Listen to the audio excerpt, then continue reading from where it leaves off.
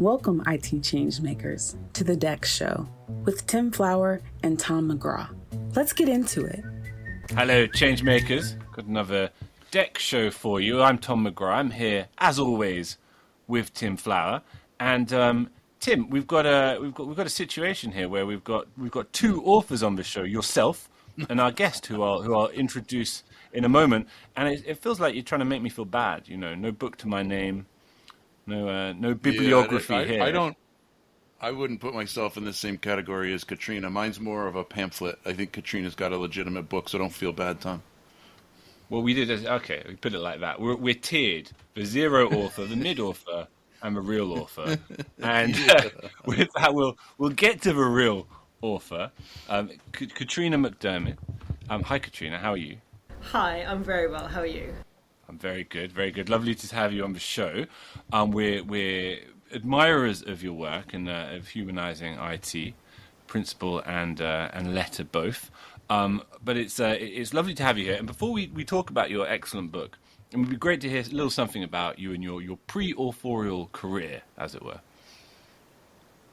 Sure. So Katrina Macdermid, I'm from Australia. I'm actually in the UK at the moment. I've just done a world tour of Humanizing IT, which has been fantastic. Yeah, very, very cool actually. Las Vegas, Finland and UK. Wow, so, not bad. Very, very busy. Excellent. Yeah, it's fantastic. Yeah, thank you. So before my book, what was I doing? That was pretty much on the cusp of COVID actually. So I was doing consulting work and training primarily. And during that time, especially during training, I this nagging feeling that I've always known there was a gap in IT service management, and that's talking about experience. So COVID kind of seemed to be the perfect time to start writing, to be honest. Sure.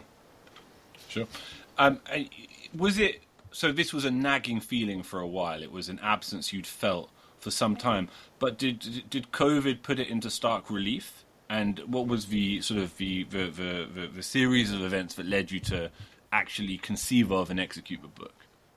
I think that as I was, as I said, training, and I guess for the last, 5-6 years, people that have sort of followed me, for want of a better word, I've always talked about the lack of experience in IT service management.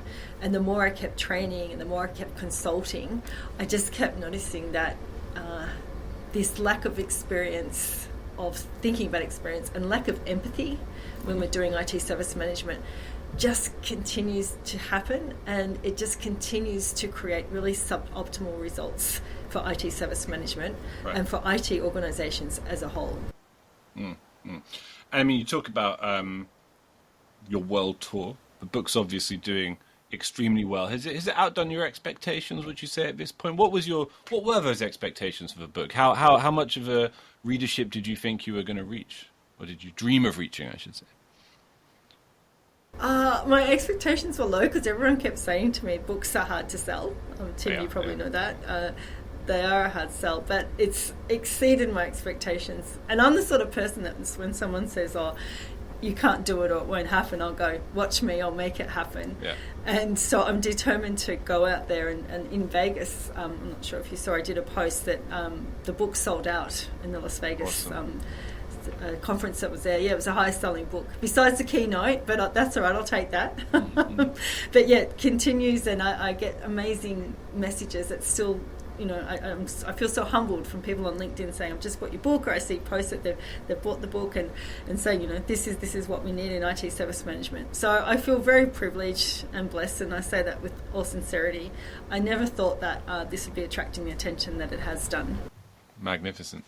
So Katrina, I'm a big believer in the ability to change your own long-term and long-held beliefs in the face of new information, right? And be able to change your own opinion. And when you apply that to business and to IT, what were your realizations? What shortcomings did you feel, especially around the pandemic, and specifically within service management, that needed that new assessment, that new opinion? What needed to change?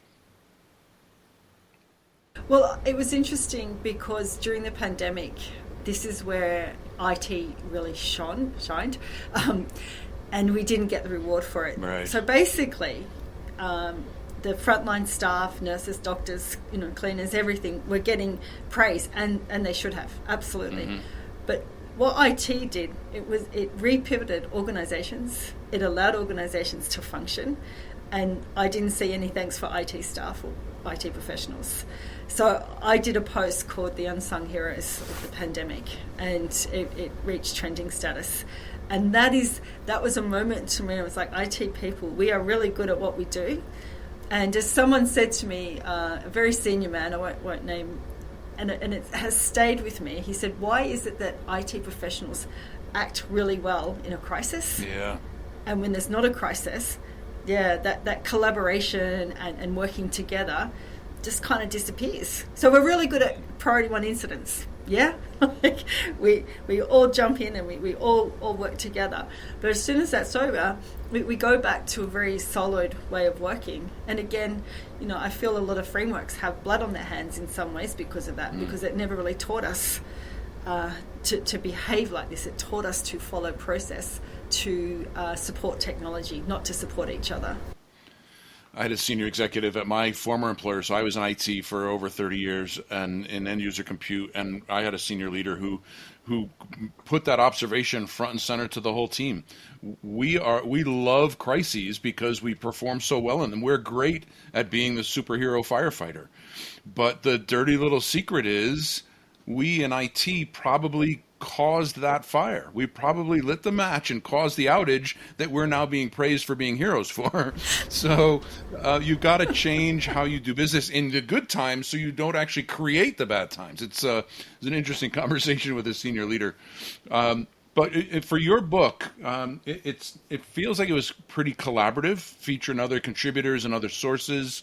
What was that experience like about collaborating? You talk about collaborating in good times with IT and other people in IT. How about in writing a book and getting that kind of circulating the content more broadly for more insight and more opinion? How was that journey for you? Am I allowed to swear a little bit? A little bit. Sure. Just a little bit. Sure, yeah. It was bloody tough, to be honest. Yeah. And look, and I think, and this yourself, writing a book was not my day job. I was starting a new business. I lost my job during COVID because I worked for the aviation industry, so I had to start a new business. And running a business, building clients, and then trying to write a book on the side. So I wanted the book to be collaborative, and I wanted to have different perspectives, and I wanted it to be written by very senior people and people that worked in operations, not saying they're not senior. So initially, and between us, I really didn't have a good structure of what the book was going to be about. I just knew that we had to write about something needs to change in IT service management. So luckily, my network of friends are just the most beautiful people. They're very tolerant of me. And there's time zones were also a big issue from all over the world. And they had day jobs as well. So it was that collaboration and a lot of patience from them. And really, again, appreciate all the effort that was put into that to give different perspectives. Yeah. Cool. Let's get into the core concept, the humanizing IT principle itself. You've even trademarked it. I can't help but notice, Katrina. I have. Everywhere I went to, Yes. Probably got there just before the next Think marketing department. To be fair, what are its core components? Break it down for us. The core components is human-centered design. Is a philosophy, a framework, way of working, whatever you want to call it, that I call it like there's two worlds out there, human-centered design and IT service management. And a lot of IT professionals don't know about human-centered design, and conversely, a lot of human-centered designers have no idea what IT service management is. And the idea of humanizing IT is to incorporate those two words together because we are in the business of service, IT service management, and very few professionals have been trained in what design and experience is. And in Humanizing IT, we say that any process, practice, whatever we want to call it, that interacts with a user is a service.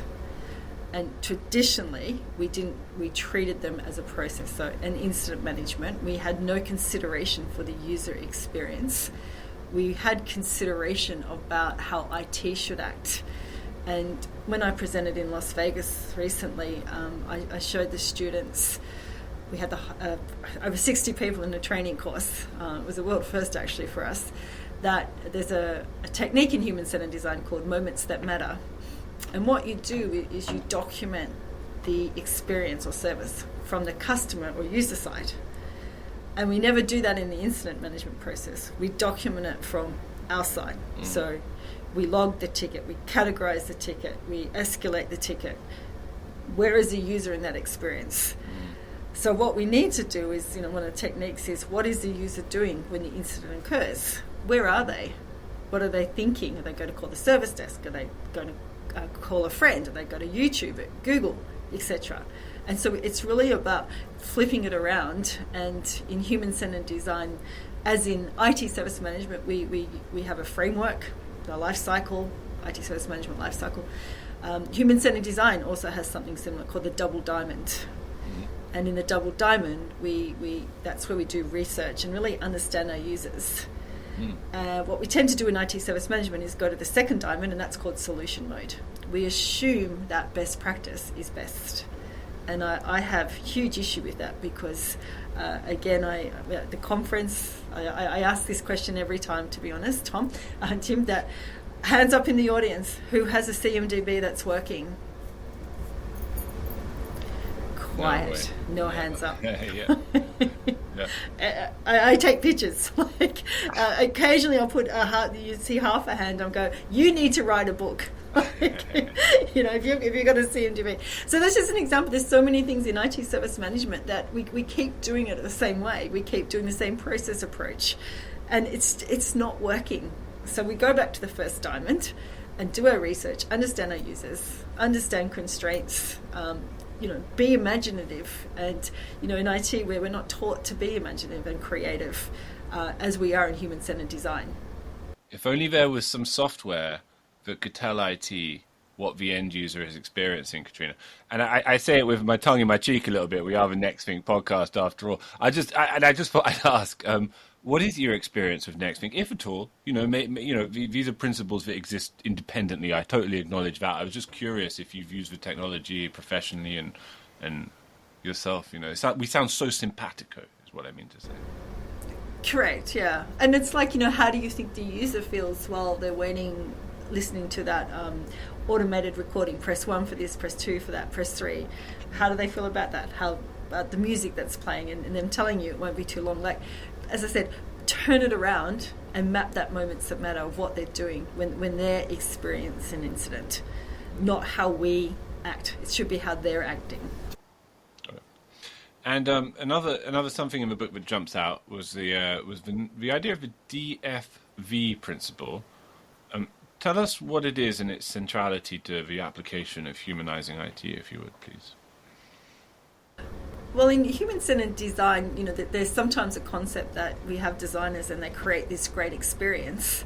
And so when I say create an experience, it might be how you walk into a coffee shop and how you order it and how you pay for it and how you throw your cup away. So it's all about thinking about what you do as an experience as a customer or user. But you can't design everything. And what the DVF model does, it's about is it desirable? Is it viable, and is it feasible? Can you afford it, and do you have the technology to support it? You can't have everything. It's not dissimilar in some ways to the constraints of project management that we face. But I think what human-centered design brings in, is it desirable? And another thing is that, are we fixing the right problem? Because quite often, in my experience in IT service management, is that we're fixing the wrong problems.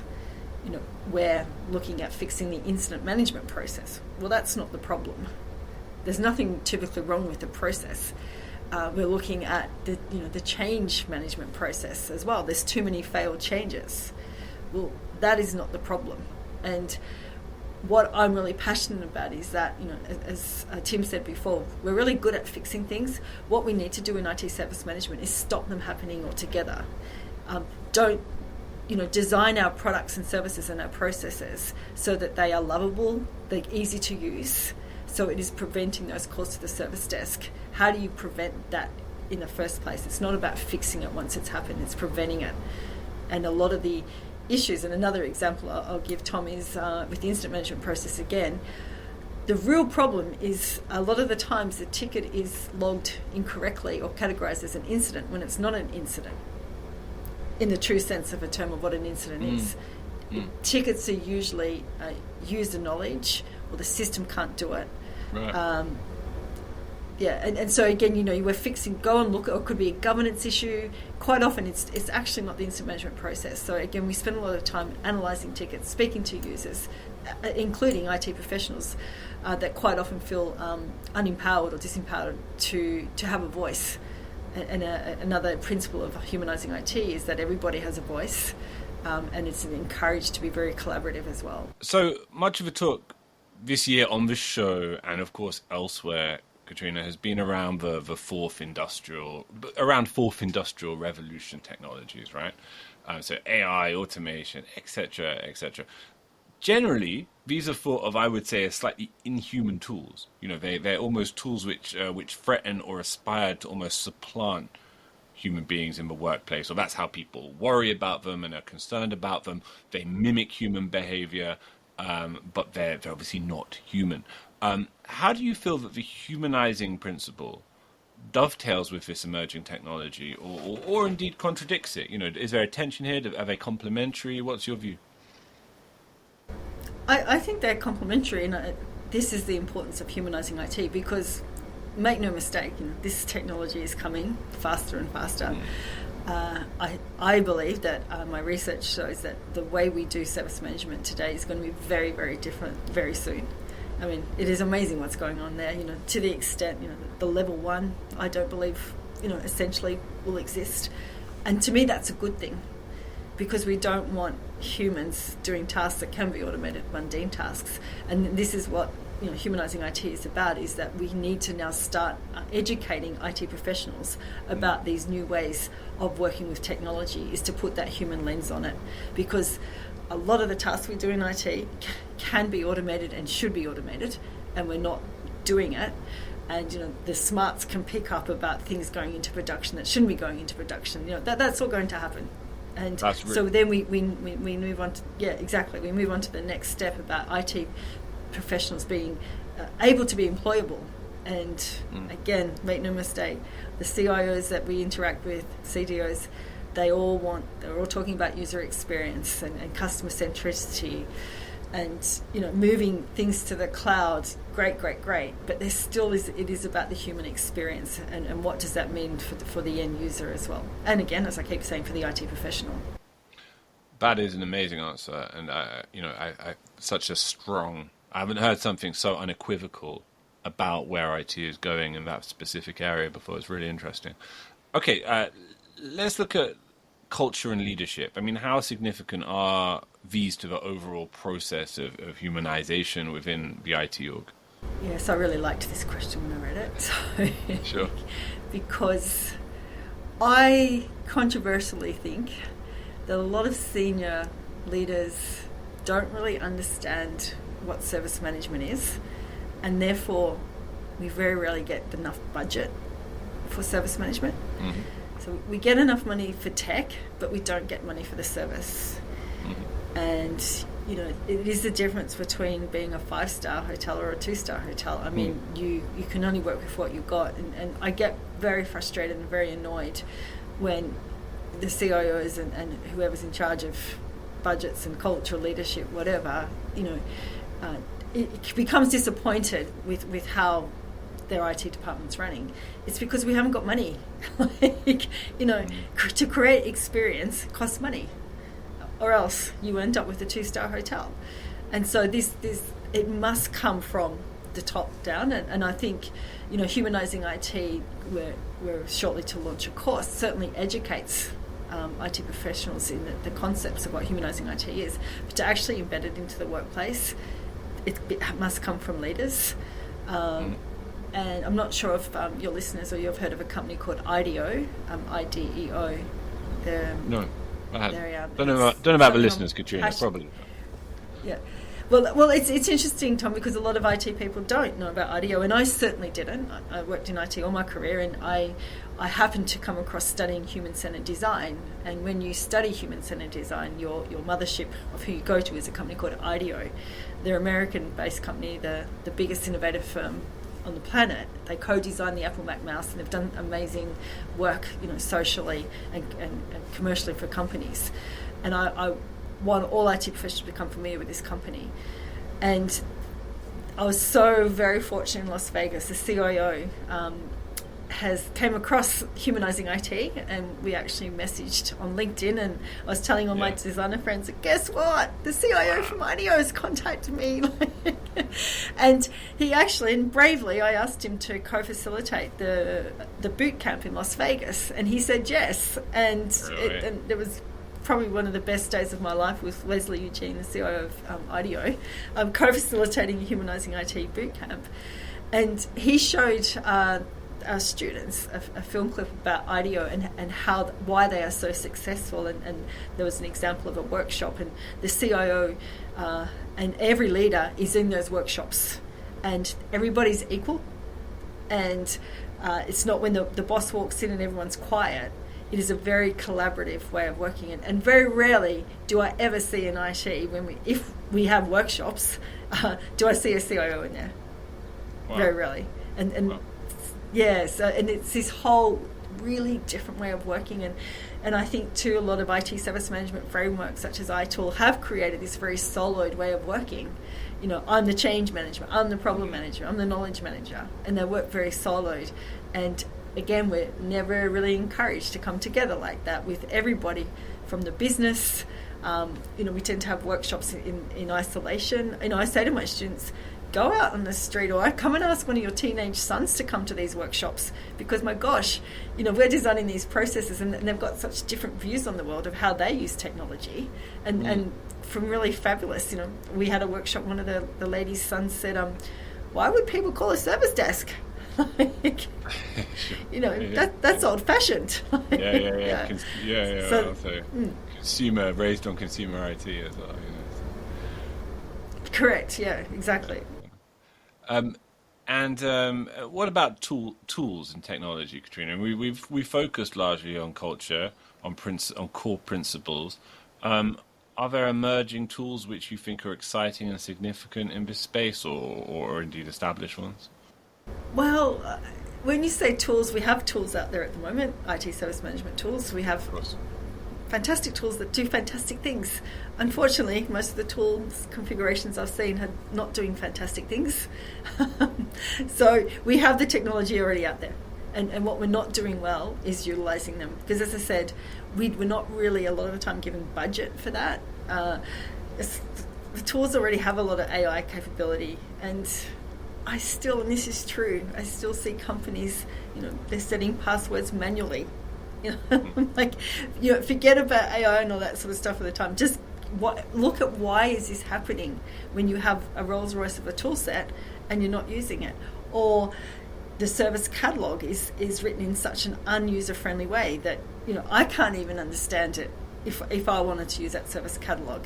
And again, because we're not thinking about the user experience, we're thinking about it from how we would see it.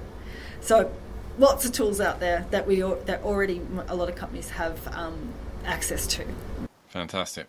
Well, Katrina, I absolutely adored talking to you today about your wonderful book, and loved hearing about the tour and the success that you're having, and the principles themselves. It's been absolutely fantastic to have you on the show. I wish you all the best for the rest of your tour, and maybe you should tell people where they can get hold for volume. Yes, I would love that. And so thank you for having me as a guest. I was very delighted to receive the email and request, more than delighted, so thank you. Yes, the book is available from my publisher, TSO, or from Amazon book sales as well. And as I said, our Humanizing IT online course is launching very soon, and that will be available via our website, which is called HIT Global. Thank you, Katrina. I think we best have you on again sometime. I would love that opportunity. To make sure that you never miss an episode, subscribe to the show in Apple Podcasts, Spotify, or your favorite podcast player. And if you're listening on Apple Podcasts, make sure to leave a rating of the show. Just tap the number of stars you think the podcast deserves. If you'd like to learn more about how NextThink can help you improve your digital employee experience, head over to nextthink.com. Thank you so much for listening. Until next time.